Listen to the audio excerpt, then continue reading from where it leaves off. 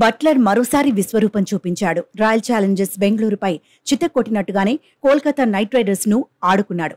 పరిస్థితులకు తగినట్టుగా గేర్లు మార్చాడు. సీజన్లో 2వ సెంచరీని నమోదు చేశాడు. ప్రస్తుత సీజన్లో 2 సెంచరీలను చేజింగ్లోనే సాధించాడు. బట్లర్ కొడితే గెలుపు గ్యారంటీ అనుకునేలా రఫ్ ఆడించాడు.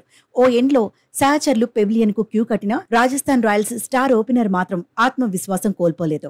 తన పని తాను చేసుకుపోయాడు. చివరి వరకు క్రీజులో ఉంటే విజయం సాధించవచ్చని నమ్మాడు. అందుకు తగినట్టే ప్రణాళికలను అమలు చేశాడు.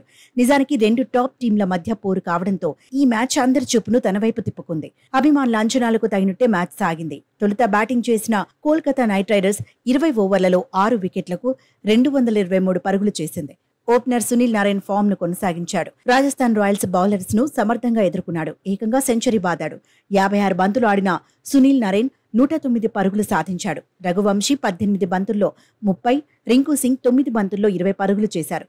ఆవేష్ ఖాన్, కుల్దీప్ సేన్ 2 వికెట్లు తీశారు. 2024 పరుగుల టార్గెట్ చేజ్లో రాజస్థాన్ రాయల్స్ తడపడింది. 22 పరుగులకే తొలి వికెట్ కోల్పోయింది. యశస్వి జైస్వాల్ 19 పరుగులకు పరిమితమయ్యాడు. ఆ తర్వాత ఫామ్లో ఉన్న సంజు శాంసన్ కూడా ఎక్కువసేపు క్రీజులో ఉండలేకపోయాడు.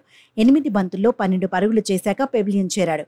ఈ దశలో రియాన్ పరాగ్ తో కలిసి బట్లర్ జోరు కొనసాగించాడు. తనే బాధ్యత తీసుకున్నాడు. 14 బంతుల్లో 34 పరుగులు చేశాక రియాన్ పరాగ్ పెవిలియన్ చేరాడు. ఆ వెంటనే ధ్రువ్ జురేల్ అవుట్ అయ్యాడు.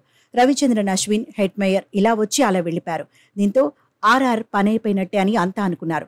కానీ రోమన్ పోవెల్ రాజస్థాన్ ఇన్నింగ్స్ కు బూస్ట్ ఇచ్చాడు. 13 బంతుల్లోనే 26 పరుగులు సాధించాడు.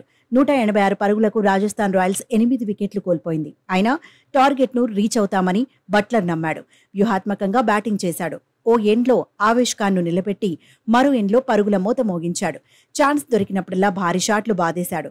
ఆఖరి బంతి వరకు ఉత్కంఠ రేపిన పోర్లో కేకేఆర్ కు పంచిచ్చాడు. రాజస్థాన్ రాయల్స్ కు 2 వికెట్ల తేడాతో ఘన విజయాన్ని అందించాడు. 60 బంతుల్లో 107 పరుగులతో బట్లర్ టాప్ స్కోరర్ గా నిలిచాడు. ప్లేయర్ ఆఫ్ ది మ్యాచ్ అవార్డును సొంతం చేసుకున్నాడు.